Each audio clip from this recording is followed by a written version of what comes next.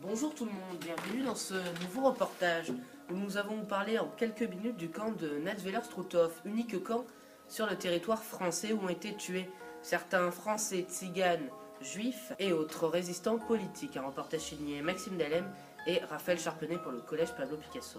Le camp du Struthof, quel est son but?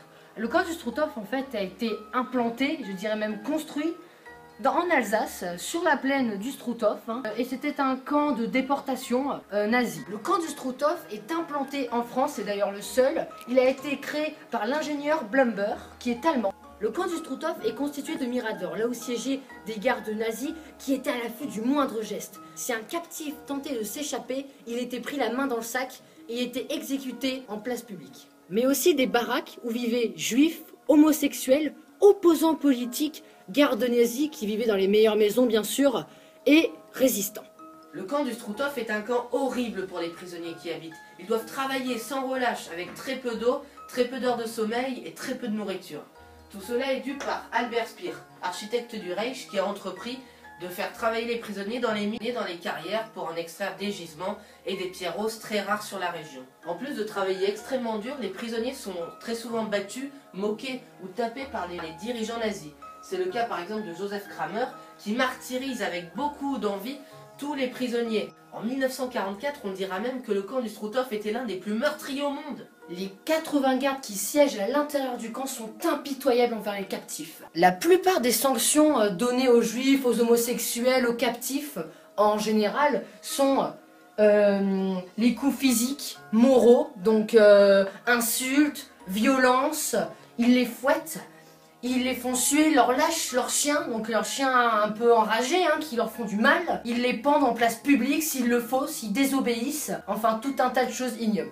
Tous les cadavres sont soustraits au crématorium, lieu où sont brûlés et anéantis toute preuve donc de mort, de chambre à gaz. Tous les cadavres sont donc incinérés dans le crématorium. L'odeur qui en ressort est nauséabonde et ignoble, elle empeste tout le camp. Sous l'idée d'Himmler, une chambre à gaz est créée en contrebas de la vallée, donc à 2 km du camp, sera tuée des propres mains de Joseph Kramer, dirigeant nazi, 86 juifs dans la chambre à gaz. Une fois que toutes les chambres à gaz ont été vidées, que tous les cadavres ont été évacués, le professeur nazi August Hirt retirera leurs crânes pour en faire une collection. Cette collection de crânes servira à un peu étudier comment était la morphologie des juifs, ces sous-races. Des salles sont aménagées exprès pour étudier les juifs.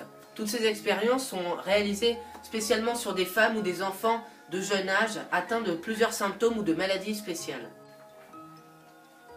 De nouveaux moyens sont mis en place pour tuer en nombre, notamment le gaz moutarde utilisé dans les tranchées ou même de tout nouveaux gaz meurtriers. Également, les nazis injecteront des maladies comme la lèpre ou la peste aux patients juifs pour les étudier.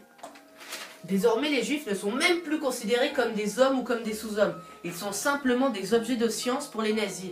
Cette expérience nous a, on va dire, renforcés, mais c'est là qu'on voit quand même qu'il y a bon nombre de choses de l'histoire dont on ne connaît pas encore, même si le Struthof nous en a déjà beaucoup appris. C'est un moment de l'histoire qu'il faudra transmettre aux générations futures pour ne pas oublier l'horreur et les massacres qui ont été commis dans ce genre de camp. Les survivants du Struthof témoignent d'horreurs qu'ils ont pu vivre, comme Simone Weil, qui raconte son expérience à Auschwitz dans un livre qu'elle a écrit en 2004.